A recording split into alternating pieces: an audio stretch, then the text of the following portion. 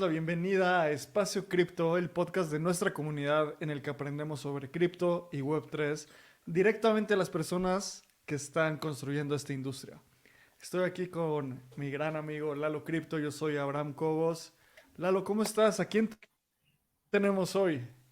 Hoy tenemos a Daniel Vogel, él es founder de Bitso y CEO, y fue un gran episodio. Ya habíamos tenido a Daniel en el episodio número 13, en donde hablamos un montón sobre cómo fundó Bitso, cómo conoció a los co-founders, toda esa historia, y justamente celebrábamos el aniversario número 7 de Bitso, pero hoy tuvimos a un Daniel más él. Creo que entendimos mucho sobre Daniel y todo lo que vive en su día a día.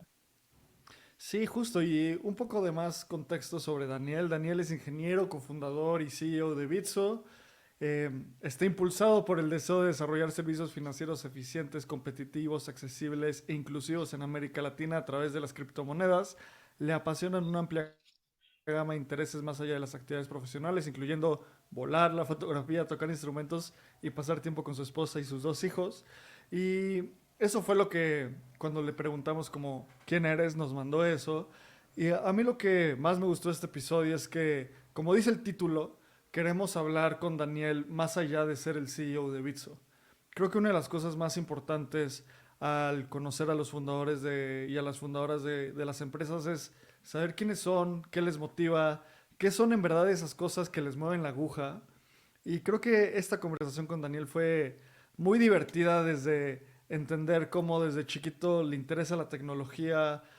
Hoy en día, después de pasar tanto tiempo en la Web3, en la industria cripto, Daniel entró por ahí de 2010, entonces ha visto mercenarios, misionarios, gente irse, gente llegar, y que nos cuente ese aprendizaje creo que es súper, súper valioso para la comunidad. Sí, justo, creo que a mí lo que más me gustó fue esa filosofía que tiene Daniel y esos gustos por leer, por la música, etcétera. Creo que es cool conocer a la gente que está detrás construyendo el ecosistema de una manera más humana. Y también hablamos un poco sobre pasar sobre los bull y bear markets. Como decías, Abraham, tiene desde 2010, así que probablemente ha recorrido todos los bull y bear markets por haber. Así que es una persona de la cual podemos aprender un montón, pero también es una conversación súper amena. La sentí como tres amigos platicando un rato. Sí, sí, sí, 100%. Y creo que una de las cosas que agrega mucho valor a esta conversación es que Daniel se acerca a la comunidad de Espacio Cripto y a la comunidad de cripto en general en Latinoamérica y en México. Creo que muchas veces escuchamos a los CEOs de estos unicornios, de estas grandes empresas, hablar desde un punto de vista muy de negocio o muy de cuál es su producto. Y sin duda alguna, Daniel, pues todo el tiempo está pensando en Bitso y habla un poco sobre las cosas que hacen. Y en este episodio habla más allá. Y eso fue una de las cosas que más me interesó. Y pues bueno, antes de entrar al episodio, recuerda suscribirte a Voyager. Ve a espaciocrypto.io/OE. Ahí vas a poder comprar el Open Edition con el cual vas a poder tener la suscripción a Voyager. Y mañana sale el primer reporte de investigación que hemos hecho en Espacio Cripto. Ayer salió el primer reporte de airdrops, un reporte súper a profundidad. En el reporte de research vas a obtener las métricas más actuales y más recientes sobre los layer ones y algunos elementos fundamentales. Ya empezamos a escribir los siguientes reportes de research, así que si quieres consumirlos, si quieres leerlos, suscríbete a Voyager. Y ya, antes de entrar, vamos a un anuncio de nuestros patrocinadores. ¿Te gustaría ser parte de una revolución cooperativa en el mundo de la Web3? Descubre Optimism, la capa 2 que está cambiando el juego. Optimism no solo es una capa 2 de Ethereum con transacciones más económicas y rápidas. Es un colectivo de constructores, empresas y miembros de la comunidad que trabajan en conjunto hacia la visión de Optimism. La visión de Optimism busca reinventar la organización y la economía digital, fomentando la creación de bienes públicos, la economía regenerativa y busca recompensar el impacto positivo. Optimism construye un futuro de coordinación y colaboración en la Web3. Imagina un espacio digital gobernado por sus ciudadanos donde las contribuciones positivas se recompensan con beneficios reales. En comunidad, impulsaremos el crecimiento sostenido y la creación de un ecosistema descentralizado. Entra a la comunidad de Espacio Cripto en Telegram o ve a optimism.io para conocer más. Con Bitso libera tu dinero con el poder de las criptomonedas. Desde 2014 es la mejor forma para entrar al espacio cripto mediante una app simple e intuitiva.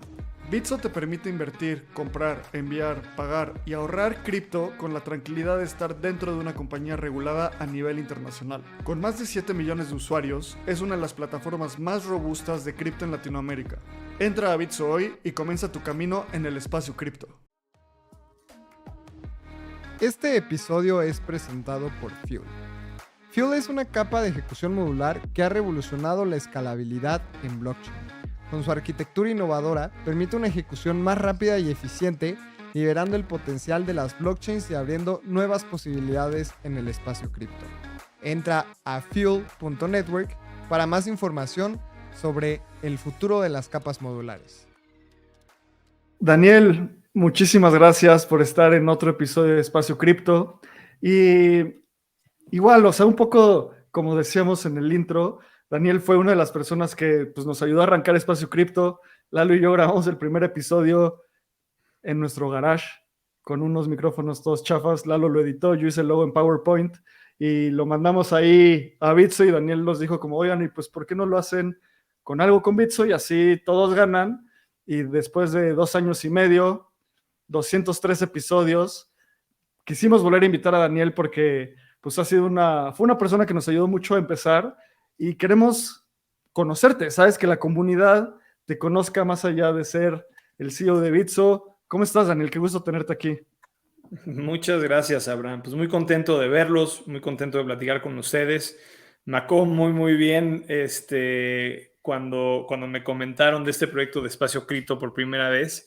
Y la verdad que me da muchísimo gusto ver que 2 años y cachito después sigan creciendo esta comunidad, platicando de esta tecnología y de todo lo que se logra, los retos, lo que hay para adelante. Y la verdad que pues muchas gracias por la invitación y ojalá que esto sea de algún interés a sus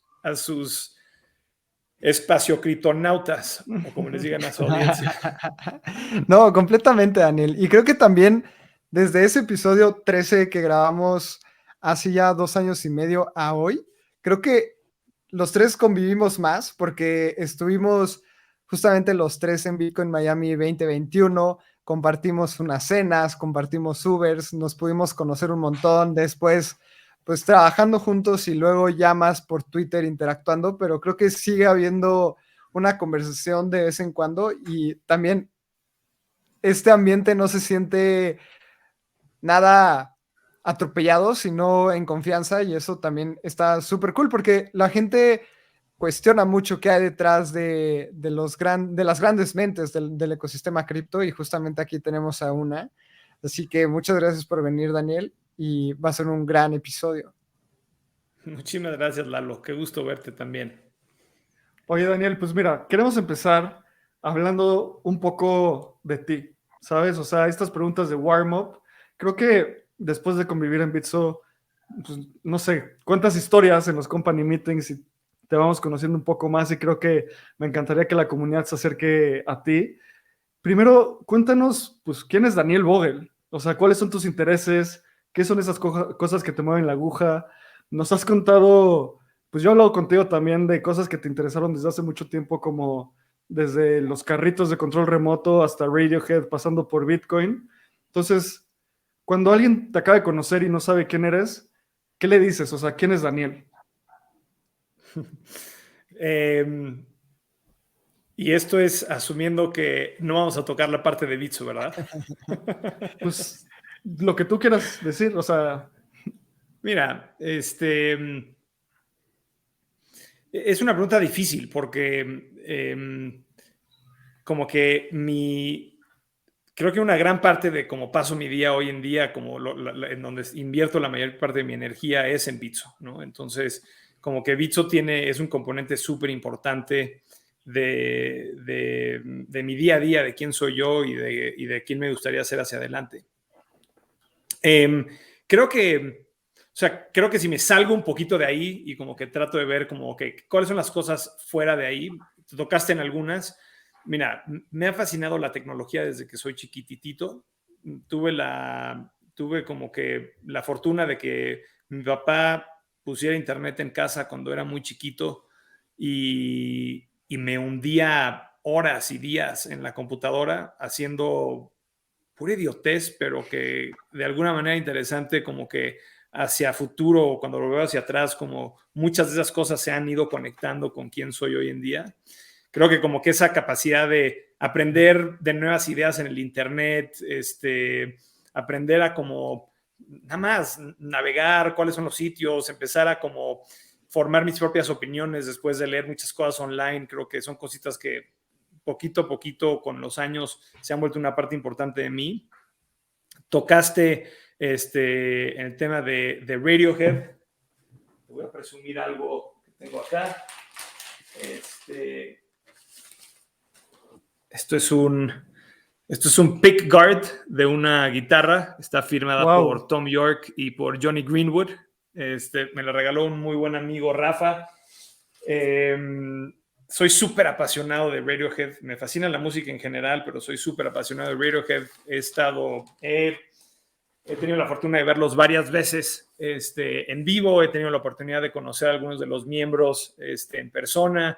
He acampado para ver sus conciertos, o le he pagado a gente para que acampe por mí. Me sé esa historia del TaskRabbit, ¿eh? Exactamente. Entonces, me fascina la música. Muchas cosas afuera de Radiohead, pero soy muy fan de Radiohead. Estas cosas que ves ahí son de Stanley Donwood, la persona que básicamente ha hecho todo el arte de los discos de Radiohead y sí, eso es una parte como que importante en mi identidad. Me gusta mucho tocar la guitarra. Esa fue mi primer guitarra que compré cuando tenía creo que 12 años. Y me fascina mucho, me gusta tocar la guitarra. Es una cosa que hago a veces cuando estoy queriendo como nada más ir a otro lugar en mi mente y pensar en cosas.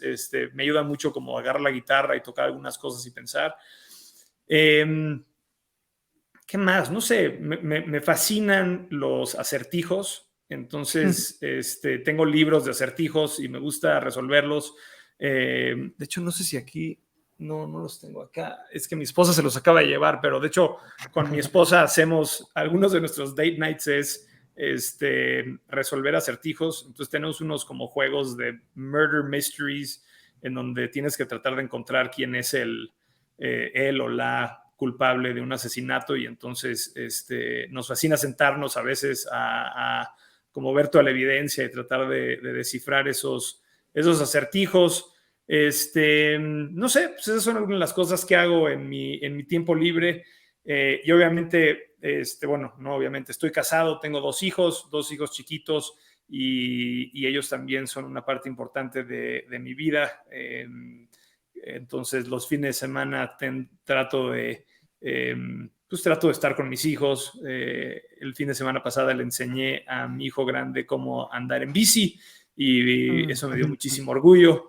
Entonces, pues digo, fuera de Bitso, que yo te diría que es Bitso forma la mayor cantidad de las horas que paso despierto, las invierto en Bitso, pero fuera de eso hay música, hay acertijos, familia y tecnología, ¿no? Creo que fuera de cripto me fascina todos los temas de tecnología y trato de leer sobre ellos y aprender sobre ellos y ver cuáles de ellos podríamos utilizar en Bitso de alguna manera, cuáles de ellos son nada más curiosidades.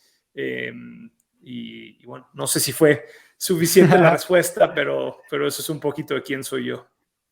No, y justamente eso denota muchísimo de la persona que eres, Daniel. Eres también alguien súper relajado.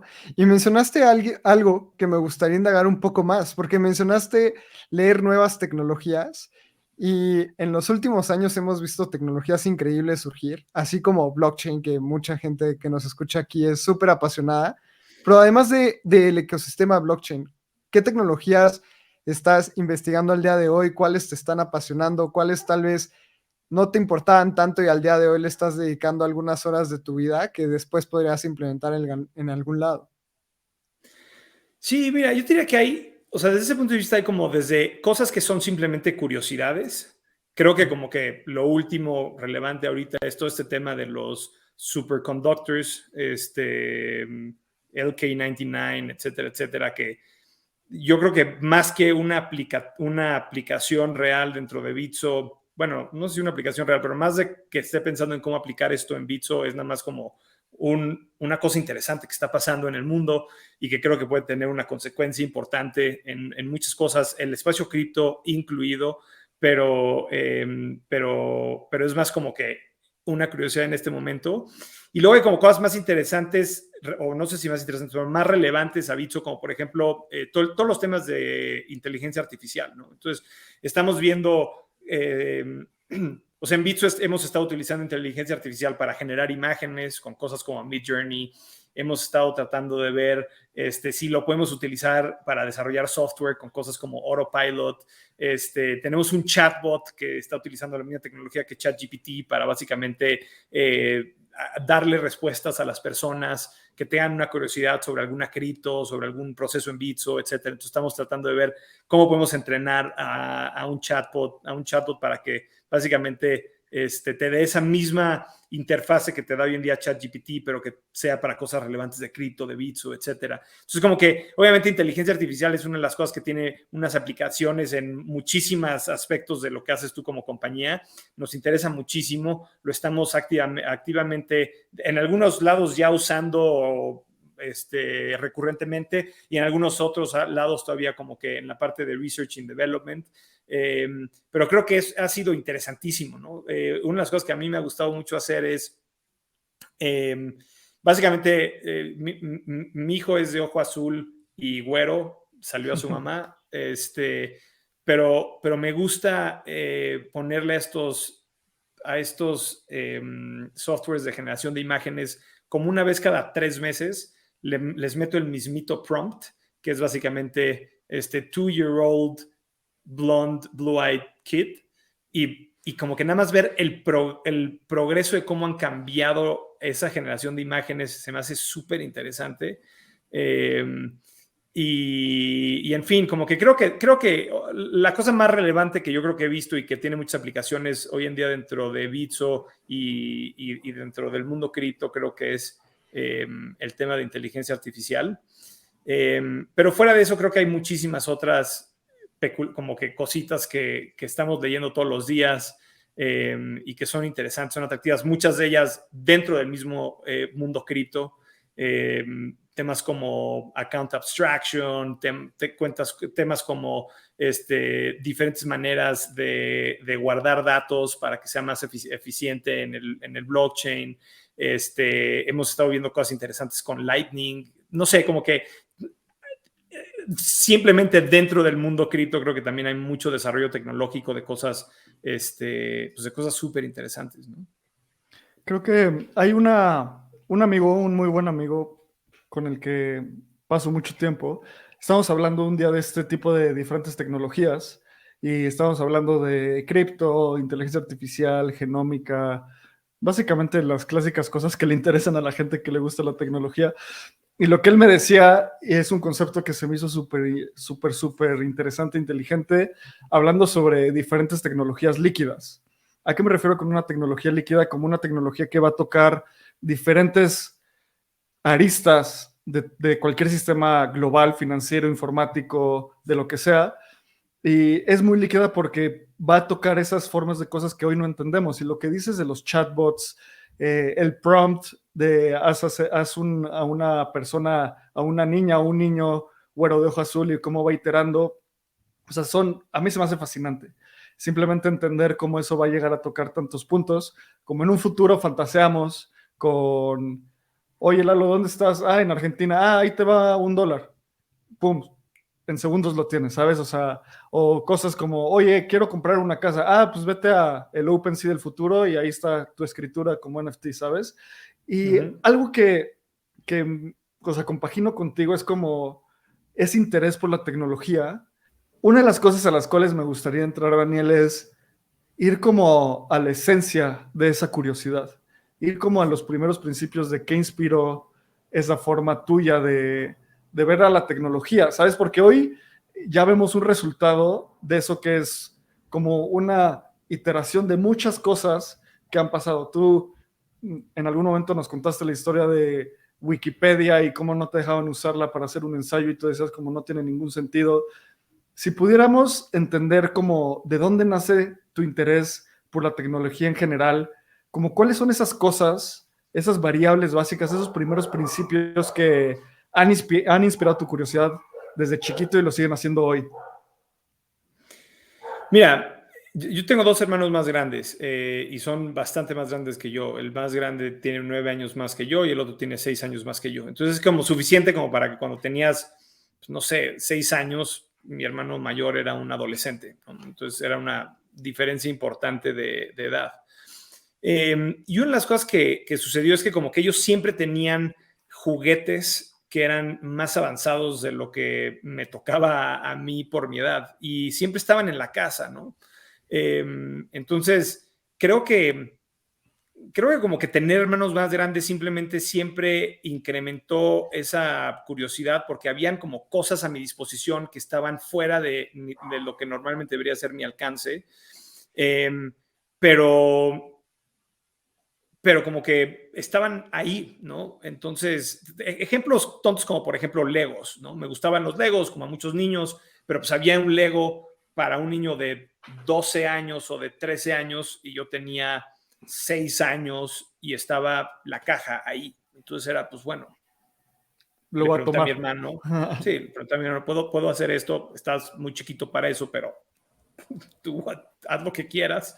Y entonces como que siempre creo que lo que a mí me pasó es que en una etapa muy temprana logré darme cuenta que podía lograr hacer cosas eh,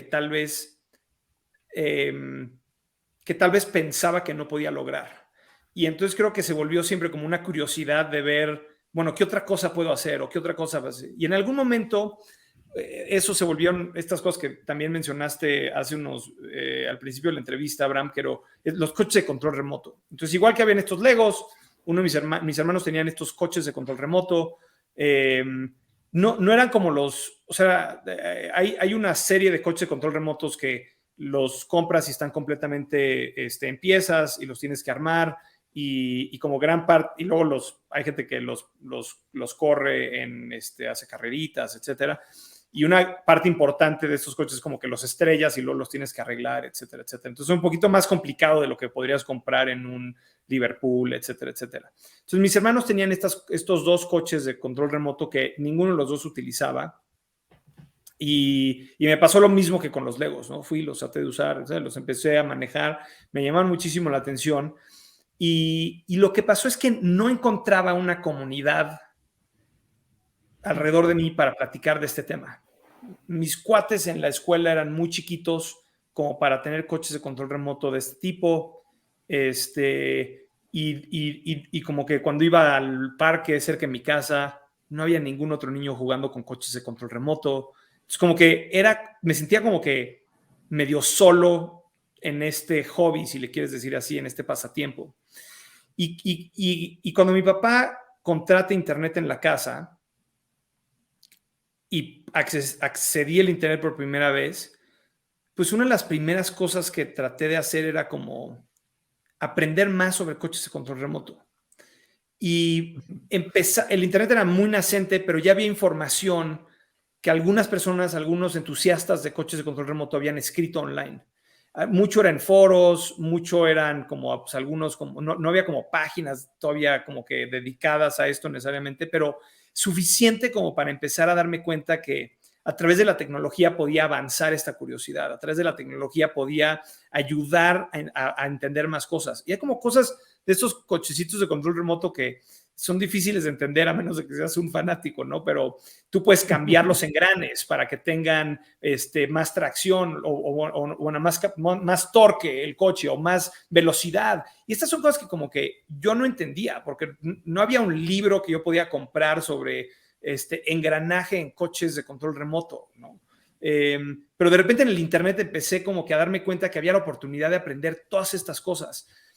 Y creo que para mí ese fue un momento como que bien interesante. Y también hubo otra cosa que jugó, que es que hubo un verano en donde normalmente cuando yo era chiquito mis papás me mandaban a hacer algo los veranos, ¿no? Entonces, vete a este lugar o toma este curso, pero justo hubo como este verano en donde no tuve nada que hacer más que estar de ocioso. Y fue un verano de estar de ocioso con el internet. Y donde literalmente era 12 horas sentados enfrente de la computadora, no haciendo nada en particular, ¿no? Tal vez aprendiendo de esto, pero como que también nada más como que este ocio. Y creo que la gente normalmente piensa que el ocio es malo. Yo diría que mi mamá pensaba que el ocio era malo. Mi mamá me decía como, ya es algo más productivo de tu día que estar sentado enfrente de la computadora. Pero yo creo que el ocio es algo como súper poderoso porque es lo que te deja como entrar a estos rabbit holes sin consecuencia alguna, porque no hay nada mejor que hacer, no hay un costo de oportunidad, ¿no? Bueno, tal vez mi costo de oportunidad era no estar con amigos o estar, tal vez ser un poquito más social, no sé, o sea, seguro había un costo de oportunidad, obviamente había un costo de oportunidad, pero creo Era que tu decisión. sí, pero cuando estás de ocioso, pues entonces como que tu costo de oportunidad, al parecer, o por lo menos lo que es aparente a ti, es muy bajo. Y te permite como que nada más ir. Y yo creo Explayarte. exacto, y yo creo que para mí ese verano en particular fue muy importante, porque como que muchas cosas se juntaron, como que esta nueva tecnología, el Internet, la capacidad de accesar nueva información, de conectar con gente que compartía como un interés en común, la capacidad de como nada más estar ahí de ocioso, si le quieres decir así, y como que todo eso creo que se volvió muy importante en como que generar este sentimiento de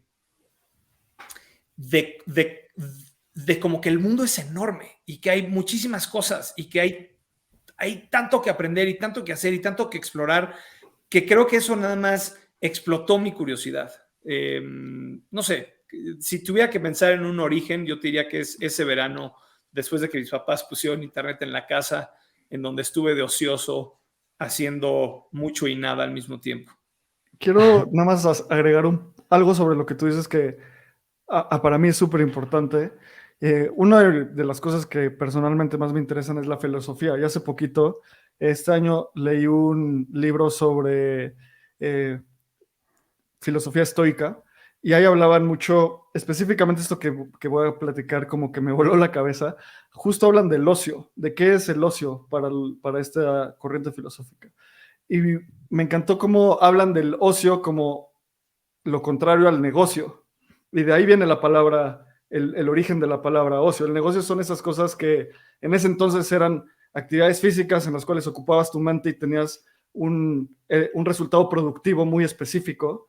Y el ocio eran esas cosas en las cuales ocupabas tu mente, chance no tanto tu cuerpo, o sea, no tenías que hacer una labor de cargar algo, estar parado en un mercado vendiendo cosas, pero eso liberaba tu mente al mismo tiempo. Y justo los estoicos decían como la gente que solo está en el negocio, al ignorar el ocio, está como pasmada mentalmente porque no está empujando la barrera mental un grado más allá. Y justo esto que dices, estoy 100% de acuerdo. Hoy en el mundo en el que vivimos parece que el ocio es algo malo porque estamos en un ente de eterna producción cuando en realidad el ocio es salir a caminar, es pintar, es escuchar música, es investigar, es como sembrar esas semillas o abrir, poner, tallar esas llaves que chance hoy no tienes la puerta enfrente de ti, pero eventualmente se te va a presentar. Sí, justo ahí de lo que decía un poco Daniel también, a mí lo que se me hizo bien interesante es que toda esta historia de meterte en internet y tal vez conectar con gente con tus mismos gustos, independientemente en dónde viva y en dónde esté, es toda esta corriente que a veces hablamos del nacionalismo digital, en donde yo me siento más allegado a ustedes, que tú, Daniel, estás en una parte del mundo, Abraham está en otra y yo estoy en otra, en donde nos conectamos por un mismo interés, a pues sí, tal vez salir con mis amigos de la cuadra cuando tenía 15, pero esos amigos de la cuadra no sabían o no les interesaba armar compus como a mí me gustaba. Entonces yo también me la vivía en foros viendo cómo poder armar una PC y yo le decía a mi papá, ya ahorré, llévame a mi PC para comprarme este lector de DVDs, que para mí eso se me hacía más interesante que pues, salir ahí a pues, agarrarnos a resorterazos entre mis amigos de 10 años, ¿no? O sea, creo que también entiendo muy bien este tema de buscar los intereses por medio de Internet, que al final así estamos conectados los tres, porque nos interesa muchísimo las criptomonedas y el blockchain y todas estas finanzas descentralizadas, pero creo que este concepto de nacionalismo digital en donde podemos conectar a nivel global es gigantesco, y tú lo experimentaste hace mucho tiempo y tal vez muy pequeño. También la gente que nos escucha puede escuchar el episodio 13 con Daniel y nos platica toda la historia de cómo hizo negocios o hizo una amistad muy grande con alguien de Australia que tenía sus carritos. Pues conectaste por internet, y creo que eso es el inicio de muchas personas en la curiosidad de cosas muy de nicho, ¿no? Sí, estoy súper de acuerdo.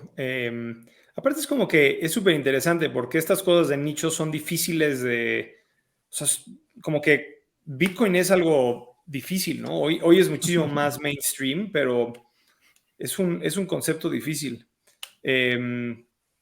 Y como que dependes de esta tecnología, o sea, del Internet y de todas estas plataformas para poder encontrar estas personas que tienen un interés en común contigo. Y yo me siento muy similar a lo que tú dices, Lalo. O sea, yo creo que yo me siento cada vez menos mexicano, aunque eso es medio extraño de decir. Y obviamente como que cuando juega México en el fútbol, pues todavía me emociono y como que hay muchas cosas de México que adoro, ¿no? La comida, cuando escucho el himno todavía me emociona mucho, pero yo pienso en, por ejemplo, alguien que nació 100 años antes que yo, ese sentido de nacionalismo probablemente es sentido muy, muy diferente a como lo he sentido yo, en donde tienes lo que tú dices, esta como capacidad de conectarte con gente alrededor del mundo basado en intereses en común y mucho menos allá en que pues naciste en la misma cuadra o naciste en la misma ciudad o estás yendo a la misma escuela, etcétera, etcétera. Y sobre lo que tú dijiste, Abraham, hay una cosa que se me hace bien interesante. Hay este libro que a mí me fascina. No sé bien exactamente cómo se llama en español, pero debe ser algo así como Zen y el arte del mantenimiento de la motocicleta. En inglés es Zen and the Art of Motorcycle Maintenance. Pero es interesante, o sea, como que para mí como que la realización, bueno, como que el aprendizaje grande de ese libro es que como que a veces como que no vamos a llegar a la verdad sobre la vida persiguiendo las respuestas a través de puras cosas racionales. O sea, como que a mí me fascina la ciencia, ¿no? Me fascina la ciencia, me fascina la tecnología, y el narrador en el libro como que habla mucho sobre, bueno, él busca una explicación racional para todo. Y como que al final se da cuenta que tanto la ciencia como la filosofía como que son solamente mapas de la verdad y que las respuestas de muchas cosas no solo vienen por perseguir algo completamente racional. Y como que yo a veces pienso que el ocio es similar a eso. Es como que una oportunidad para como que distraerte de los impulsos que tienes más racionales en tu vida. Y aunque puede ser, bueno, en fin, ya no estamos metiendo un tema ahí medio esotérico. No, pero, o sea, pues, vámonos por ahí, porque creo que también agrega muchísimo valor. Y personalmente, cuando, no sé, como alrededor de la preparatoria, cuando decidí que estudiar, tenía mucho esta visión positivista del mundo de la ciencia es la ciencia y la ciencia dice la verdad. Cuando poco a poco me fui dando cuenta que tengo este modelo mental donde imaginemos que la ciencia es su pantalla, ¿no? Más bien, el universo es su pantalla. Y la ciencia es como un diagrama, un círculo dentro de la pantalla que logra describir esas cosas. Fuera de ese círculo, hay muchas cosas que no entendemos y no podemos explicar. El problema que yo tengo es cuando gente intenta describir cosas del universo como si fueran ciencia, y eso es pseudociencia, ¿sabes? Y cae mucho en charlatanería. pero todo el punto de la ciencia es empujar cada vez más esa frontera. Y son cosas que parecen absurdas y parecen que son como completamente falsas, pero en realidad son tan importantes y creo que caigo en Bitcoin en esto, porque la ciencia hay veces que comprueba verdades o bueno, teoremas, teorías que son verdad, pero nos cuesta como humanidad aceptarlas por cientos de años. Cuando se hizo la teoría heliocéntrica, Galileo la puso y le tomó 100 años al mundo occidental aceptarlo. También cuando se presentaron, no sé, literalmente que los doctores se lavaran las manos antes de un parto, les tomó como 50 años aceptarlo, porque el que hacían los doctores, iban, hacían una autopsia y luego daban a luz a una persona y se moría la mamá porque se infectaba. Y las parteras sí se lavaban las manos, entonces era como 4 veces más seguro tener tu hijo con una partera que con un doctor. Y la ciencia ya sabía eso, pero el punto es que nos cuesta muchísimo trabajo como humanidad aceptar esas verdades, porque cuando se presentan, pues no son nada evidentes. Y creo que Bitcoin es una de esas cosas que, no sé, obviamente no la pondría al nivel de el principio heliocéntrico o la sanidad en los hospitales, pero es algo como muy contrario al sistema que hoy entendemos, que puede ser muy revolucionario para el mundo. Y justo yo sé, y tú nos has contado que tú cuando descubriste Bitcoin, te empezaron a llamar el Bitcoin Guy en la empresa donde trabajabas. Y creo que mucha gente que escucha Espacio Cripto va a resonar con esto. Yo siempre cuento la historia de que con mi familia y amigos puse la regla de no hablar de cripto a menos que me preguntaran, porque si no monopolizaba la conversación de una forma que hoy me da un poco de cringe y un poco de pena.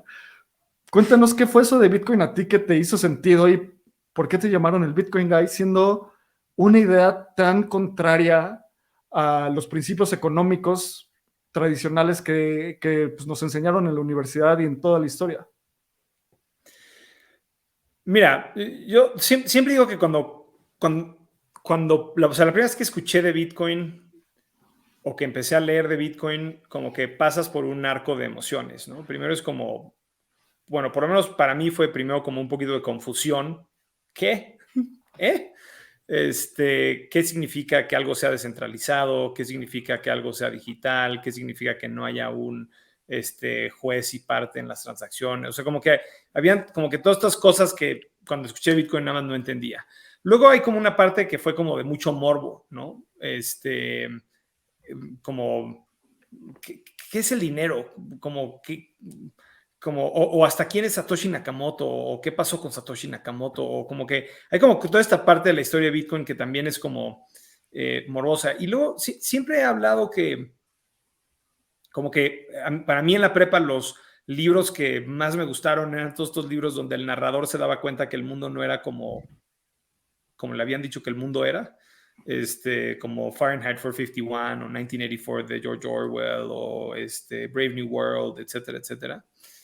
Y como que para mí eso realmente fue bien importante porque como que cuando ya empecé a entender bien el concepto de Bitcoin, cuando empecé a entender bien cómo funcionaba el dinero, qué respaldaba realmente el dinero o qué no respalda el dinero, o qué es lo que no respalda el dinero, como que me empecé a dar cuenta como, wow, tengo este concepto desde muy chiquito, nunca lo he cuestionado y como que tal vez no es exactamente como creo que es. Entonces, ¿qué es el dinero? ¿Y cómo debería de ser el dinero? Y entonces creo que para mí estaba genuinamente como confundido y genuinamente emocionado por Bitcoin. Y entonces creo que la razón por la que la gente me decía el Bitcoin Guy era porque, igual que tú, a cualquier oportunidad que tenía, les platicaba de Bitcoin. Y creo que era con el afán de entender cómo esta cosa podría estar mal, ¿no? ¿Cuáles eran los problemas con Bitcoin? ¿Por qué esta cosa no iba a funcionar? ¿Por qué esta cosa no se debería devolver el dinero del mundo? O sea, como que había un interés genuino en entender cuáles eran todas las fallas. Y entonces como que cualquier persona que se me ponía enfrente quería escuchar los argumentos en contra de esto. Bueno, yo quería escuchar los argumentos en contra de esto. No sé si ellos querían, estaban ya cansados seguramente de hablar conmigo, pero también era como que emocionante, ¿no? Era exactamente como los personajes en estos libros cuando se dan cuenta como que, holy shit, tal vez esto no es como pensaba que era.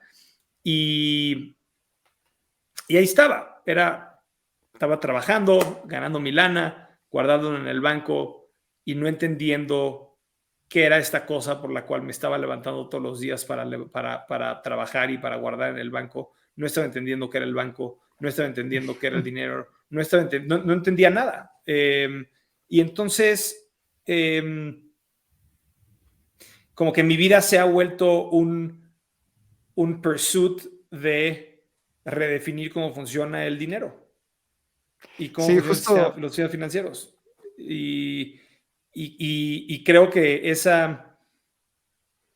ese cuesto, como le quieras decir, es la razón por la cual la gente decía el Bitcoin Guy, porque este güey nada más no se calla y de lo único de lo que habla es de Bitcoin, ¿no? Creo que hoy es un poquito más amplio que eso, pero en ese entonces pues, realmente la única cosa que existía era Bitcoin. Creo que el tema de la deconstrucción de ideas es muy poderosa porque siempre piensas que el dinero es este papel de intercambio de valor entre persona a persona que va a durar hasta que nos moramos, porque así ha pasado por mucho tiempo. Y yo tuve algo muy parecido con la religión. O sea, yo era alguien de pequeño muy religioso que después se cuestionó tanto que dejé de ser religioso y era súper ateo y igual que tú, Daniel, veía cualquier momento para aventarme mi contraargumento contra la religión y después te das cuenta que no es todo blanco o negro. Soy una persona ya después muy espiritual, en donde tengo mis propias creencias hacia la religión, en donde fui al Vaticano y se me puso la piel chinita y dije, nunca había estado en una carga energética religiosa tan poderosa como aquí. No me considero católico ni cristiano ni nada, pero entiendo ese sentido de es que el dinero es una porquería. Creo que esa es una etapa en la que toda la gente que entra a Bitcoin entiende. Y si es que el dinero no puede ser tan este concepto que la gente tiene tan arraigada que está tan mal. Y después empiezas a entender el ecosistema cripto y dices, pues, si el dinero está bien mal, tampoco creo que cripto sea al día de hoy la solución a todos los problemas financieros porque todavía nos falta mucho, pero yo creo que es la mejor apuesta que podemos hacer para un sistema económico sostenible, en donde hasta Fitch el día de hoy o hace poco bajó la calificación del rating de Estados Unidos porque ya no es AAA, ahora es AA+, y nos estamos dando cuenta de este concepto de que la economía como es al día de hoy no nos va a funcionar para 1000 años más probablemente. Ya, de acuerdísimo. Oye, Daniel, y creo que hay todavía un proceso de aprendizaje que mucha gente ha pasado.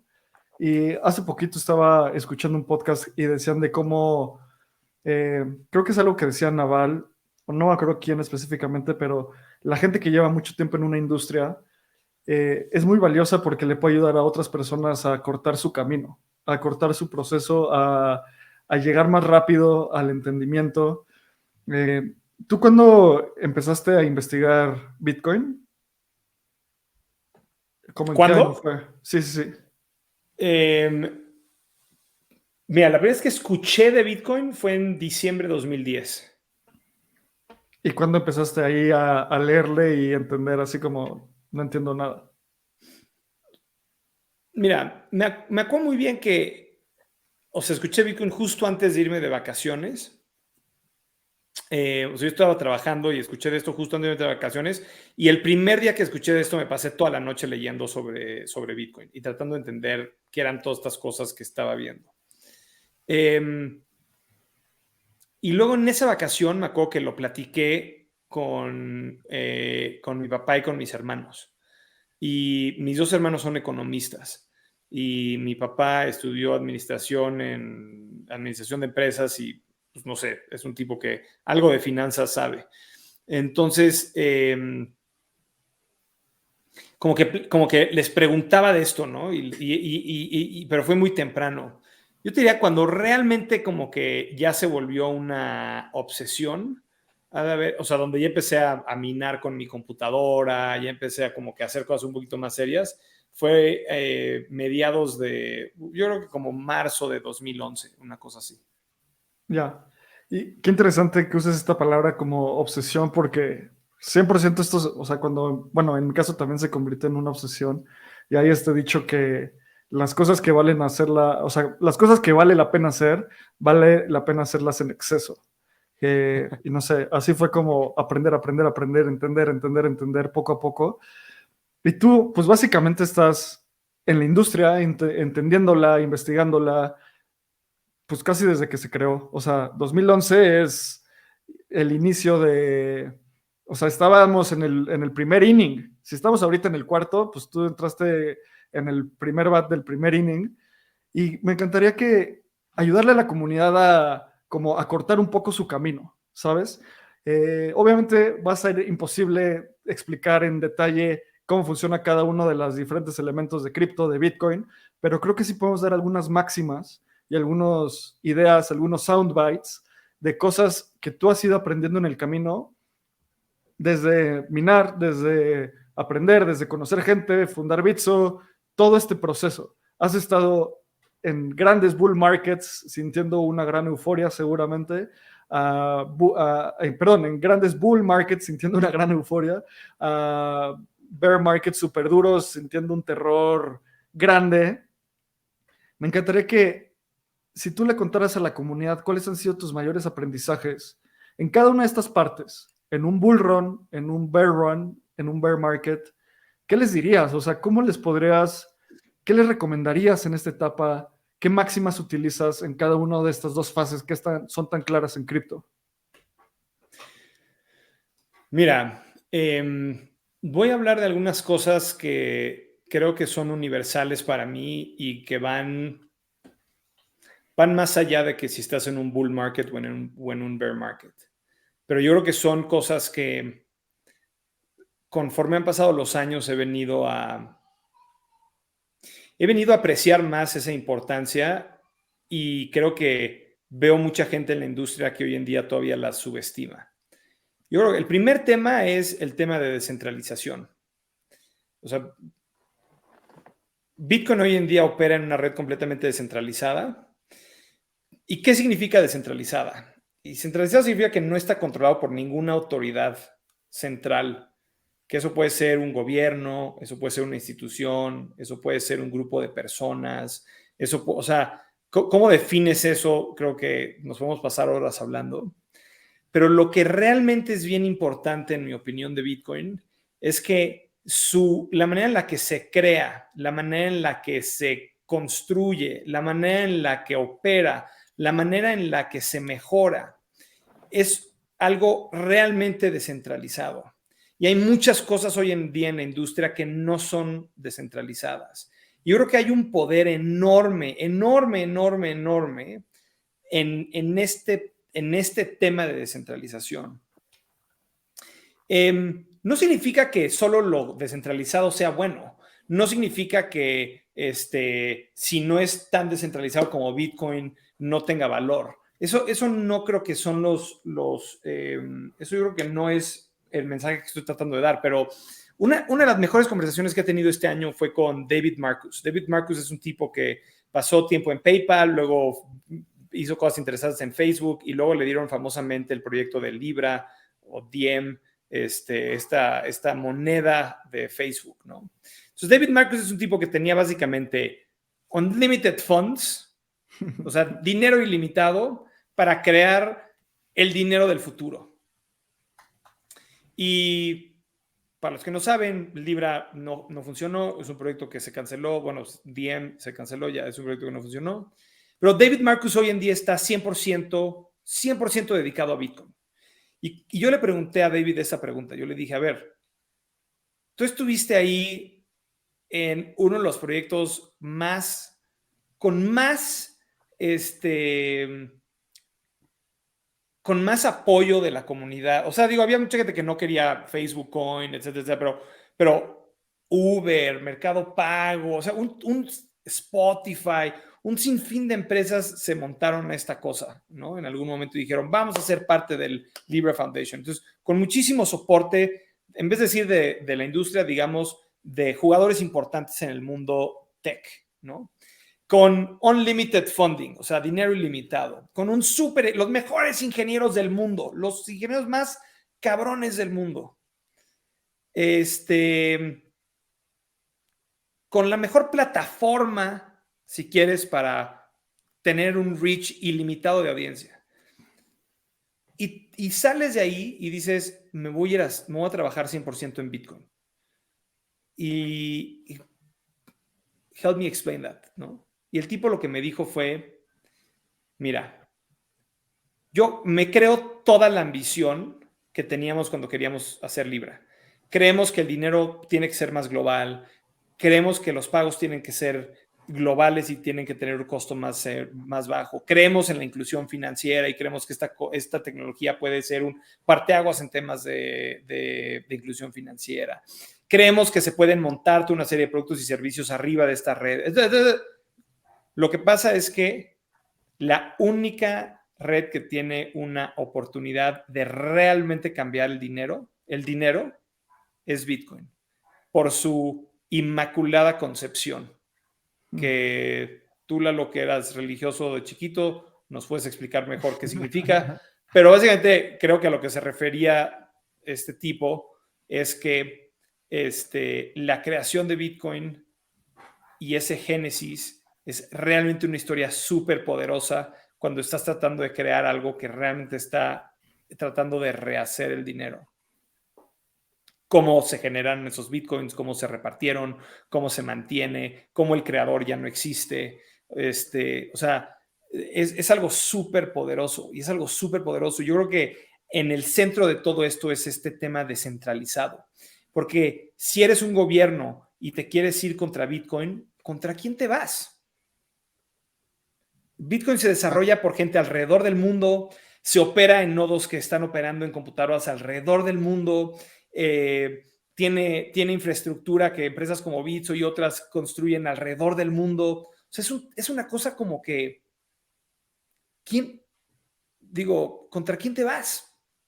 Es simplemente como algo que salió de Pandora's Box y ahí está, y ya contenerlo es dificilísimo. Mientras que David Marcus se dio cuenta todos los enemigos que tuvo cuando trató de crear esta nueva moneda como Facebook o como el Libra Association o como el Diem Association, porque entonces ahí tienes muy claramente contra quién ir y cómo irte de ellos. Entonces yo creo que hay un tema bien importante que es el tema de la descentralización y que muchos proyectos en cripto hoy en día, como que yo creo que la descentralización no tiene que ser como un key value proposition para lo que estás construyendo en cripto, ¿no? O sea, yo creo que, por ejemplo, Espacio Cripto no está descentralizado y creo que ustedes proveen muchísimo valor y están haciendo algo que crea mucho valor para la comunidad. Pero sí creo que cuando estás tratando de reinventar algo que está tan metido en tantos intereses, en tanta gente alrededor del mundo, la parte de descentralización importa muchísimo. Y yo creo que esto es algo que importa tanto en los bulls como en los bears y que es algo que la gente como que se le olvida. Ese es el primero. Te voy a decir los otros un poquito más breves porque si no nos vamos a pasar horas acá. Pero las otras cosas que yo creo que son muy importantes es todo este tema de ¿qué realmente significa tener financial sovereignty? O sea, esta soberanía financiera, ¿no? Pero yo creo que hay mucho valor en que la gente tenga realmente control completo sobre sus fondos, sin necesidad de intermediarios como Bitso, sin necesidad de intermediarios en general, ¿no? O sea, yo te estoy diciendo esto siendo CEO de una empresa que es centralizada y donde nosotros tenemos control del fondo de los clientes para permitir que la gente haga este trading. Pero yo creo que es darle el control a la gente de sus fondos y hacerlo de una manera en donde ellos no tienen que pedirle permiso a nadie para tener acceso a ellos, es algo increíblemente poderoso. Increíblemente poderoso. Y es algo en donde como que yo quiero que Bitso en algún momento evolucione hacia eso y el path es difícil y no completamente claro, pero que es algo que me interesa muchísimo. Pero yo creo que ahí eliminas toda una serie de problemas que hoy en día tiene el mundo, ¿no? O sea, lo podemos ver en cripto cuando ves cosas como FTX o como ves cosas como Celsius, etcétera, etcétera. Lo ves en el mundo no cripto, cuando truenan los bancos, no sé cuántos bancos han tronado ya ahorita en Estados Unidos, pero varios. Y la verdad es que en México hemos visto esto, hemos visto instituciones financieras importantes que quebrantaron y que luego causaron daños a la gente, ¿no? Entonces hay todas estas cosas que se solucionan si le podemos dar a la gente realmente control sobre sus activos. Y creo que tenemos muchos retos para lograr eso. O sea, no sé, tal vez sus familiares son muy tecnológicos, pero para mí pensar que le voy a decir a alguien en mi familia como, aquí está tu seed phrase. Ahí te van 1000 satoshis. Exacto. En Lightning, ¿no? O sea, todavía tenemos un camino que recorrer para lograr eso, pero yo creo que el tema de soberanía financiera es súper importante y es algo que tenemos que ponerle muchísimo más atención y que si lo logramos va a tener un impacto grandísimo. Y la tercera cosa que yo diría es, digo, ya hay muchísimas, ¿no? Nos podemos pasar aquí, pero la tercera cosa que yo sigo regresando mucho a esto es la naturaleza open source de estos sistemas. Yo creo que hay un poder tremendo y absurdo ahí. Y que todavía no logramos entender, aunque existen ejemplos fuera de cripto, de cómo open source software tiene la capacidad de avanzar y de innovar muchísimo más rápido que el software tradicional. Pero yo creo que ahí hay una cosa que subestimamos y no nos damos cuenta. Y estamos trabajando en la industria y vemos como que estos pequeños desarrollos que están pasando cada rato, pero cuando tú te volteas para atrás y ves como cuánto hemos cambiado en los últimos 5 años, es increíble la cantidad de cambio que se ha generado en los últimos 5 años. Es increíble. Y se nos olvida, pero por completo. Y creo que una parte importante de eso es que el rate of change en cripto es más acelerado que en otros lugares que están tratando de innovar financieramente por open source, por esta naturaleza open source de lo que se está construyendo. Y creo que ahí hay una cantidad enorme de valor. Yo estoy súper de acuerdo y más con esa última en el tema de open source, porque es construir sobre el conocimiento de alguien más. Es tener esa puerta abierta en decir, por ejemplo, Polygon. Polygon construyó un CK súper interesante y después lo toma CK Sync. Y CK Sync no empieza desde cero, sino parte sobre el conocimiento de un montón de gente que ha trabajado 5, 6, 7, 8 años en la industria. Y no partes de cero, sino partes sobre todo ese avance tecnológico en el que pues, el código abierto te ayuda a construir en comunidad muchísimo más rápido. Es como, yo creo que estoy muy de acuerdo, Daniel, porque es una polea para avanzar mucho más rápido hacia las tecnologías que estamos buscando y es avanzar en conjunto, en donde ese ojo de Sauron, que también es la comunidad y es el ecosistema entero, puede ser parte del juicio del mismo código. ¿Cómo podríamos saber que Uniswap no tiene ahí 3 líneas de código en la que digan todas las monedas que están depositadas acá me las puedo llevar a mi casa? Pues no, o sea, justamente ese ojo de Sauron que es la comunidad nos puede ayudar un montón a cubrirnos entre todos y construir sobre ello. Es construir sobre conocimiento y conocimiento de una manera exponencial. Yo creo que eso es a mí lo que más me gusta de este ecosistema, justamente de las 3 cosas que partiste. Muy de acuerdo. Creo que un elemento súper interesante de esto que dices, Daniel, es que, y es algo que yo pienso mucho últimamente, este tipo de cosas, desde mi punto de vista, lo que hacen es hacer que la tecnología sea un commodity. ¿A qué me refiero con que la tecnología sea un commodity?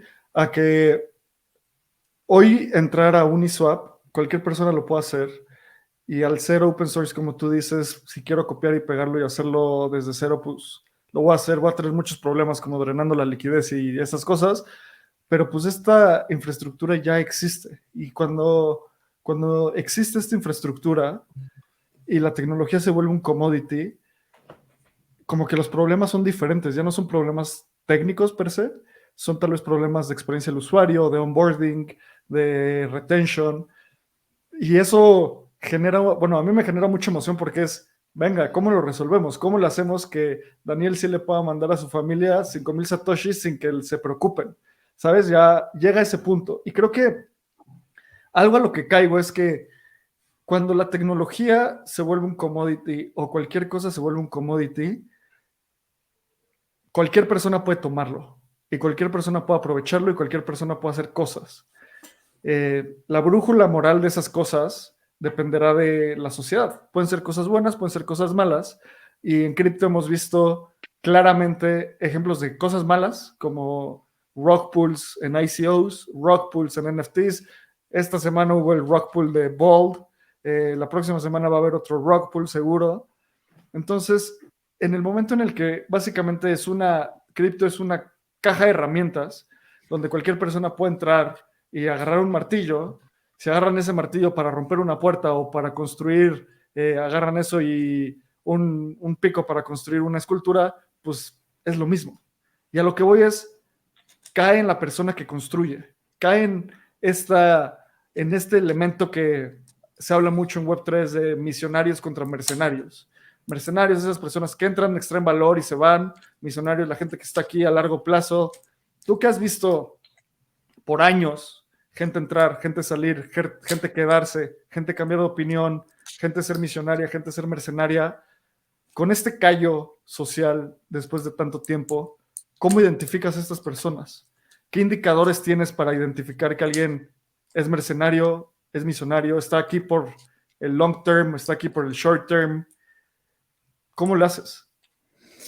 Sí, a mí la palabra mercenario no me fascina porque, o sea, creo que tienen la connotación de que vienen a hacer mal, ¿no? O sea, los mercenarios es gente que va y te mata, ¿no? O sea, vienen a aprovechar de la situación. Y creo que hay mucha gente que ha llegado al mundo cripto y tal vez no llegó por las razones correctas. Algunos de ellos han sido, o sea, se han visto lastimados por estos mercenarios, si les quieres decir así, y salen de la industria, ¿no? Entonces son como que cortoplacistas. Y definitivamente hay mucha gente que llega a la industria por cualquier razón y luego se comen el ethos de la industria y quieren dedicarle más tiempo, a veces sus vidas, a veces no, a veces un side project, etcétera, etcétera, a la industria. Entonces sí que para mí siempre la cosa que... o sea, la cosa que a mí siempre me gusta preguntarle a la gente es como, ¿por qué estás haciendo esto? O sea, ¿por qué estás haciendo este proyecto o esta cosa? Y te voy a decir que, no, o sea, siempre había pensado que tenía un high batting average y el año pasado me di cuenta que no tenía un high batting average, ¿no? O sea, creo que el año pasado hubieron cosas que pasaron en la industria que yo no me esperaba. Yo no me esperaba FTX, por ejemplo, pero ni cerquita. Sí, claro. Entonces, como que no te podría decir que los 12 años que llevo en la industria de cripto me dan una capacidad de oler a a gente que viene a hacer fraude a la industria, etcétera, etcétera. Pero normalmente, perdón, pero normalmente cuando tú le preguntas a alguien como ¿por qué estás construyendo esto? O ¿qué es lo que te llama la atención? Normalmente es un poquito más fácil entender, ¿no? Porque la gente te puede decir, oye, ¿por qué estás construyendo Hex? Bueno, pues es que es muchísimo más rápido, va a ser muchísimo más efectivo, etcétera, etcétera. Pero cuando tú ves el segundo sentence de Richard Hart, siempre hubo un comentario de precio. Sí, O sea, va a siempre hubo un subir. comentario de este es el best performing asset, este asset va a ganar, la vamos a romper y esto va a valer muchísima lana. Entonces, la meta de esta persona es un un incremento en el precio. Yo creo que hay muchísima gente que no está muy enfocada en eso. O sea, creo que uno de los mejores ejemplos de la industria, y espero no equivocarme, pero es Vitalik, ¿no? Creo que Vitalik habla mucho sobre estos principios que debemos de tener, estas cosas que debemos de resolver, el roadmap para llegar al scaling, o sea, como que es una visión de súper largo plazo, es una visión en donde, no sé, yo por lo menos siento que es muchísimo más alineada con cómo pienso yo en la industria, ¿no? Como que a mí me gustaría pensar que voy a estar trabajando en esta industria el resto de mi vida. Y creo que va a haber mucho que lograr por muchísimos años hacia adelante. Y creo que hay como un tema de el plazo que la gente le asigna a su aventura cripto. Y creo que eso normalmente es una buena indicación, pero como les decía hace unos minutos, pues no es infalible. Yo me equivoqué completamente con SBF, pero completamente. No me la olí y pensé que era un tipo que Nadie. venía a hacer algo a largo plazo y it wasn't.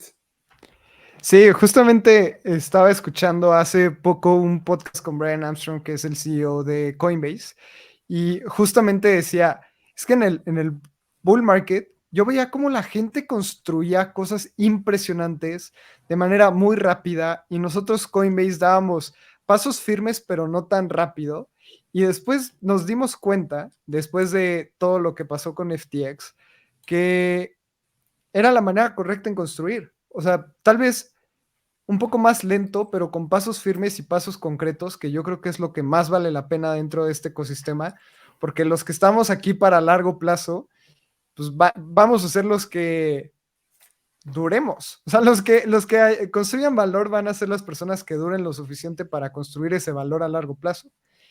Y justamente a tema de construir a largo plazo, Daniel, en el episodio pasado que grabamos de hace casi 2 años, estábamos en un momento de bull market a todo lo que da. Justamente esas semanas el precio de Bitcoin estaba prácticamente a máximos históricos, FTX creciendo por montones, el ecosistema de NFTs había hecho un boom nunca antes visto.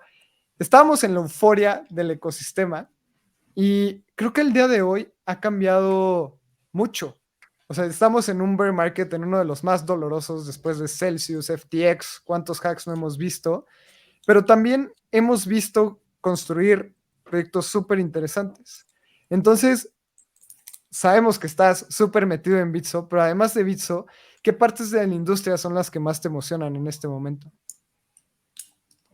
Mira, yo creo que hay cosas que están pasando que son súper emocionantes y como que estos bull markets son interesantes porque traen muchísima gente y traen muchísimas mentes y se construyen como cosas que a veces parece que truenan, pero luego tienen este long-term effect. O sea, por ejemplo, mucha gente no se acuerda que los primeros NFTs fueron en 2017. O sea, existían los NFTs en 2017. Y luego como que en el último bull run se exponenciaron, ¿no? Y se crearon un sinfín de cosas arriba de esto. Y sí, mucho de esto fue fraudy, mucho de esto no va a llegar a nada, etcétera, etcétera. Pero lo que es interesante es que empujas la tecnología y obligas a todo el mundo a pensar como, ok, ¿y qué pasaría si esto sí jalaría? Y aparte de que tienes este progreso tecnológico, luego tienes como que algunas personas que nada más encuentran esas visiones y están ahí y están detrás de estas visiones y son necios y necios y necios y luego empiezan a construir cosas bien interesantes. Yo creo que hoy en día cuando yo veo la industria, yo diría que hay como varias cosas que me llaman muchísimo la atención, ¿no? O sea, por ejemplo, yo sigo creyendo mucho en todo este tema de como fraccionalizar ownership de cosas. Y empiezo a ver proyectos interesantes, por ejemplo, para ser un fractional owner de una casa en algún lugar en el mundo. Entonces yo compré un pequeño share de una casa en Austin, Texas, que se está rentando y ahora cada vez que cae la renta, me cae la renta mediante cripto todo automáticamente solo porque tengo un NFT que representa un ownership.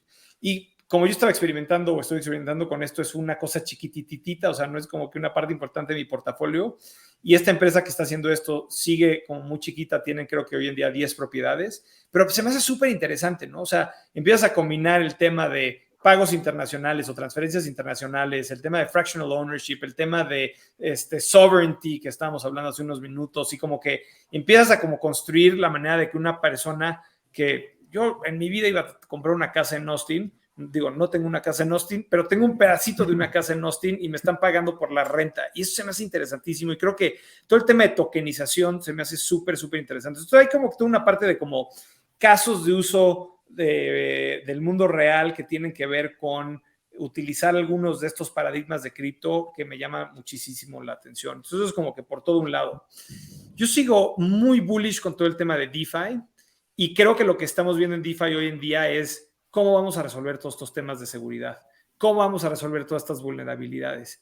Y eso yo creo que va a ser bien divertido, porque yo soy optimista en pensar de que vamos a poder resolver esto. Hay mucha gente que no piensa que vamos a poder realmente resolver esto a escala y que realmente estos protocolos en DeFi siempre van a tener un tema de seguridad muy grande y que va a ser un problemón, o sea, que van a ser un problemón siempre. Y la verdad es que yo creo que ese escepticismo no está súper loco. O sea, tú lo dijiste ahorita, estamos viendo cada ratito un DeFi protocol que lo hackeó, algunos que llevaban mucho tiempo, algunos que los bugs son súper, súper oscuros. Y eso va a ser un reto real, pero yo soy bastante optimista en que lo vamos a lograr. Creo que me fascina todo el tema de escalabilidad que está pasando. Estamos viendo, como tú decías, como CK rollups, estamos viendo, entonces como que hay toda esta cosa que estamos viendo hoy en día sobre escalabilidad, que a mí me llama muchísimo la atención, porque es también uno de los retos grandes que tenemos hoy en día en cripto, ¿no? Que la gente habla de cientos de miles de transacciones por segundo, bueno, creo que son como casi 100,000 transacciones por segundo en estas redes como Visa y Mastercard, y pues estamos muy, muy, muy por abajo de eso en cripto. Lograr eso de una manera descentralizada estamos muy bajo, pero yo creo que vamos a empezar a ver cosas súper interesantes mientras empecemos a ver cosas como match rollup, CK, etcétera, etcétera, ¿no? Creo que estoy muy emocionado con el roadmap que está surgiendo en Ethereum. Aparte estoy emocionado porque el próximo big release de Ethereum va a ser, nosotros que somos mexicanos, va a ser Cancún. Entonces, esa parte me emociona. Creo que no hay todavía súper claridad sobre qué exactamente va a caber ahí, pero hay cosas interesantes como single slot finality, etcétera, etcétera, que va a hacer que las confirmaciones, bueno, que las transacciones cierren más rápidamente. O sea, hay como toda una serie de cosas en escalabilidad que me emocionan mucho. Y luego yo creo que hay como que hay mucha gente que ha perdido ya mucha confianza, no sé si confianza es la palabra, pero han perdido la emoción sobre Bitcoin. Y, o sea, como más allá de solamente un store of value o un asset como interesante, yo creo que vamos a ver bastante más de Bitcoin. Ya estamos viendo un mundo de Lightning que está creciendo, y yo creo que vamos a ver cosas más divertidas. Empiezan a haber assets on top of Lightning, empiezan a haber empresas que empiezan a aceptar pagos en Lightning. Yo creo que vamos a empezar a ver un poquito más, y que vamos a ver un poquito más a una escala que en algún momento nos vamos a voltear para atrás y vamos a decir, ay, güey, ¿cuándo pasaron todas estas cosas? Y por último, yo te diría que la cosa que, o sea, la verdad que esto tal vez es un poquito más del lado de Bitso, pero sí estoy muy emocionado con todo el tema de transferencias internacionales. Nosotros estamos viendo en la parte institucional de transferencias internacionales un crecimiento bien, bien, bien importante y grande. Y la verdad que eso me emociona muchísimo, porque una de las cosas que hablamos siempre mucho en Bitso es cómo hacemos que cripto sea útil o make crypto useful. Y para mí eso es como que que esta tecnología se utilice a escala. Y la verdad que me emociona mucho. O sea, me emociona mucho empezar a ver un volumen importante de las transferencias internacionales que se operen bajo estos mercados. Porque creo que eso es lo que luego te da la oportunidad de que estas cosas se tokenicen, se vayan a decentralized exchanges, y crees toda una serie de otras cosas arriba de ello, en donde creo que todos nos vamos a beneficiar si ocurren. Daniel, pues muchísimas gracias por venir a Espacio Cripto. Del episodio 13 al 203 han pasado muchas cosas, así que gracias por seguir pues, colaborando, siendo parte de la comunidad, ayudando la adopción de esta tecnología en México y en Latinoamérica. Y me encantaría empezar con una serie de rapid fire questions, o sea, varias preguntas rápidas para cerrar el episodio de hoy. Y la primera es, imaginando que trabajar en Bitso no está en el menú, ¿cuál sería tu trabajo ideal? Yo creo que mi trabajo ideal sería trabajar en algo en cripto. Y yo creo que estaría trabajando en algún DeFi protocol. Buenas. Wow. ¿Algún caso de uso específico? Yo creo que, o sea, hay dos cosas que a mí me llaman mucho la atención hoy en día en DeFi. Una es toda esta parte de decentralized liquidity, o sea, DEXs, Uniswap, etcétera. Que creo que hay ahí mucho todavía que lograr y hacer. Y creo que la otra parte es que cuando tú tienes un asset class como cripto ahora, que es tan grande, como que la segunda parte que yo creo que es, o sea, la segunda cosa que yo creo que necesitas tener arriba de ese asset class es tener mercados de crédito. Entonces ya existen muchos mercados de crédito hoy en día en DeFi, pero estos dos son dos cosas que a mí me llaman mucho, mucho la atención y que si no estaría haciendo Bitso, probablemente estaría construyendo, tratando de hacer uno de estos dos. Sí, me acuerdo una vez en Bitso que en el canal de cripto mandaste como, oigan, ¿alguien está viendo esto de la o sea, infinite rehypothecation o como se diga, o sea, hipotecar tus assets infinitas veces? Nadie te respondió. Yo tampoco entendí la pregunta en ese momento y fue como, pues voy a investigar, no sé. Segunda pregunta. Que by the way, yo creo que ese es gran parte del problema del colapso de cripto el año pasado, que todo era una cadenita de leverage rehipotecado infinitas veces. Exacto. Y creo que ahí todos debimos de haber dicho como, ¿cómo es que realmente está funcionando esto? Claro. Nos faltó hacer ese segundo link para poder call out el desmorone, pero bueno. Es increíble como en esta industria de repente pasan esas cosas o cuando hackearon el bridge de Axie y nadie se dio cuenta como por 2 semanas. O sea, a veces no entiendo cómo estamos en la frontera innovando en CK Snarks y 1000 cosas y se nos pasan esas cosas, ¿sabes? Pero Sí. bueno, creo que pues es normal. Luego, voy a hacer las 2 preguntas que estamos haciendo últimas a todas las personas que invitamos a Espacio Cripto y voy a contar la historia de dónde vino esta pregunta porque fue en Bitso. En un company meeting, en una celebración, Brian Armstrong estuvo 5 minutos platicando, el CEO de Coinbase, y al final dijeron como, oigan, ¿quieren hacer algunas preguntas? Y todo el mundo en ese momento, o bueno, estamos de forma remota, pero me imagino que todo el mundo está así como de, ¿qué le digo? ¿Qué pregunto? Quiero hacer una pregunta interesante. Y yo le pregunté, Brian, si le pudieras decir algo a Satoshi Nakamoto, ¿qué le dirías? Y había un lag en las preguntas y no llegó mi pregunta. Pero de ahí se me ocurrió hacerla a todas las personas que llegaran a Espacio Cripto. Entonces, ahora yo te digo a ti, Daniel, si tú pudieras tener comunicación con Satoshi Nakamoto, de cualquier forma, puedes hablar con esa persona, puedes mandarle un mail, te va a contestar, da igual el medio. ¿Qué le dirías o qué le preguntarías? Una de las cosas que yo me he preguntado muchísimo y es medio técnico, pero que aparte yo estuve como en parte de este debate, pero existe este block size limit muy famoso que no existía originalmente y luego Satoshi lo introdujo y cuando lo introdujo dijo algunas cosas que gente han interpretado de diferentes maneras y luego lo que habló él después, pero ha habido tanto dolor al mundo de Bitcoin basado en ese hard limit y la interpretación de lo que Satoshi quería decir con ese hard limit, que me fascinaría nada más preguntarle, a ver, aclárale esto a la comunidad. Cuéntanos realmente qué era el propósito y si estarías tú en control de Bitcoin hoy en día, qué sería lo que creerías que deberíamos de hacer. Esto es un poquito outdated, o sea, esto fue un debate muy, muy, muy grande en 2017, donde Bitso estuvo ahí metido a la mitad de ese debate, pero causó mucho dolor, causó mucha división en la industria, causó que jugadores que operaban de la mano empezaron a dejar de operar de la mano, causó la bifurcación entre Bitcoin y Bitcoin Cash.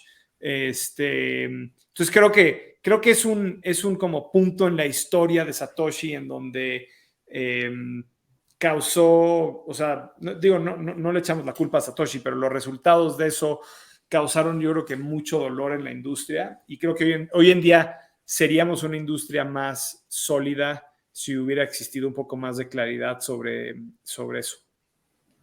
Buenísimo. Y Muy buena. la última pregunta es un poco más que siento que le llega al cora a la gente. Imagínate ese Daniel en 2010, en inicios de diciembre, que está a punto de ser introducido a Bitcoin. Creo que la historia que nos contabas, que un amigo tuyo te dijo en un bar que era, no sé, no me acuerdo. El punto es que antes de que supieras que existe Bitcoin, hoy puedes tener una conversación con ese Daniel en ese momento, ¿qué le dirías? No te gastes ninguno de tus bitcoins.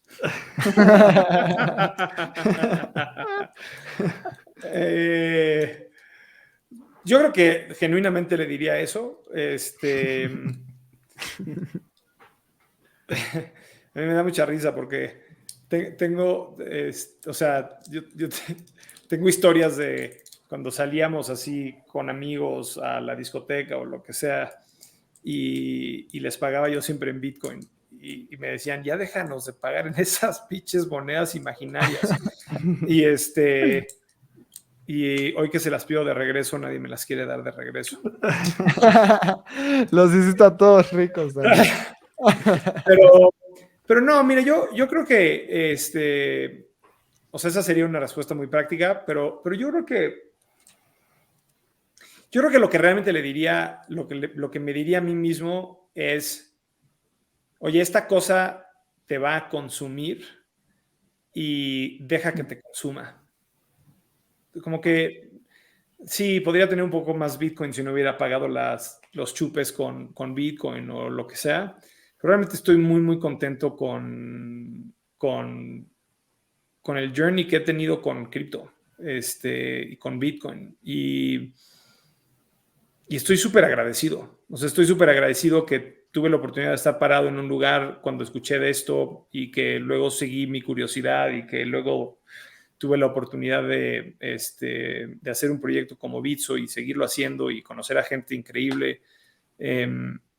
Como que obviamente han habido periodos de muchísimo, o sea, de ansiedad, periodos con muchísima tensión, o sea, han habido periodos muy difíciles, pero también han habido periodos increíbles. Y como que, aunque suena muy romántico, realmente creo que estamos poniendo un esfuerzo importante en Bitso en cambiar cómo funciona el mundo, y creemos que estamos mejorando de manera importante el sistema financiero, las oportunidades que la gente tiene, democratizar su dinero, y eso me emociona muchísimo. Y la verdad que la verdad que no sé si cambiaría algo de manera muy radical, ¿no? Es una gran respuesta y creo que eso también conlleva a todo lo que se ha construido en estos últimos 10 años y hacia dónde va el resultado. Creo que ha sido súper interesante ver a Bitso crecer. Creo que Abraham y yo, como gente que ha estado dentro y fuera, pero siempre utilizando este exchange, ese crecimiento ha sido muy interesante. Ahora vienen nuevos retos, viene justamente, Daniel, hablabas un poco de la descentralización. Nos encantaría en un futuro volverte a invitar y saber qué piensas sobre esto y hacia dónde va. Creo que hay mucho hilo de dónde sacar tela y bueno, Esperamos que no pasen 190 episodios otra vez para volverte a invitar, pero quiero agradecerte por este espacio, por tu tiempo. Creo que valió muchísimo la pena. Ya conocimos un poco más de Daniel Vogel y no de el CEO de Bitso, que creo que era la intención, y muchas gracias por estar por acá. Daniel, ¿cómo la gente te puede encontrar? ¿Cómo te puede mandar un mensaje? Te hemos visto más activo en redes. Platícanos cómo la gente te puede contactar. Sí, yo creo que me pueden mandar ya no sé cómo se llaman. ¿Cómo se llaman ahora? Digamos Pues, un DMs, DM. ¿no? Un tweet, Un tweet, pero ya no son tweets. Creo que es shit, ¿no? Son horribles, pero sí. Yo he oído como 3 variaciones que ninguna me ha sentido, pero me pueden encontrar en X o en lo que antes era Twitter. Creo que estoy tratando de ser bastante activo ahí, entonces feliz de responder por ahí. Y yo creo que de mi lado, primero que nada, gracias por el espacio y por la invitación, pero más allá de eso, como que muchísimas gracias por lo que hacen. Yo creo que esta industria es increíble porque hay gente apasionada como ustedes que quieren seguir hablando de esto, educar más gente, crear comunidad y seguir impulsándonos todos hacia adelante. Y la verdad que a mí me da muchísimo, muchísimo orgullo que tuve algo, aunque sea muy chiquito, pero tuve algo que ver con Espacio Cripto en sus orígenes y me da muchísimo gusto verlos aquí siguiendo platicando con la industria. Les deseo el mejor de los éxitos y si les podemos ayudar en algo yo en lo personal o del lado de Bitso, you guys know where to find us. Buenísimo, pues muchas gracias. Igual creo que lo más importante de todo esto es pues el apoyo a la comunidad, y creo que la comunidad, hay un lazo muy estrecho entre Espacio Cripto como comunidad y Bitso, entonces creo que siempre eso es muy, muy valioso. Y a ti que nos escuchaste, gracias por escuchar 1 hora y media de podcast. Este ha sido de nuestros episodios más largos. Vayan a Espacio Cripto en X, Twitter, y ahí van a poder encontrar todos los links hacia Voyager y todo lo que estamos haciendo. Y como siempre decimos, muchas gracias por querer saber más de lo que querías saber ayer. Nos vemos en el siguiente episodio.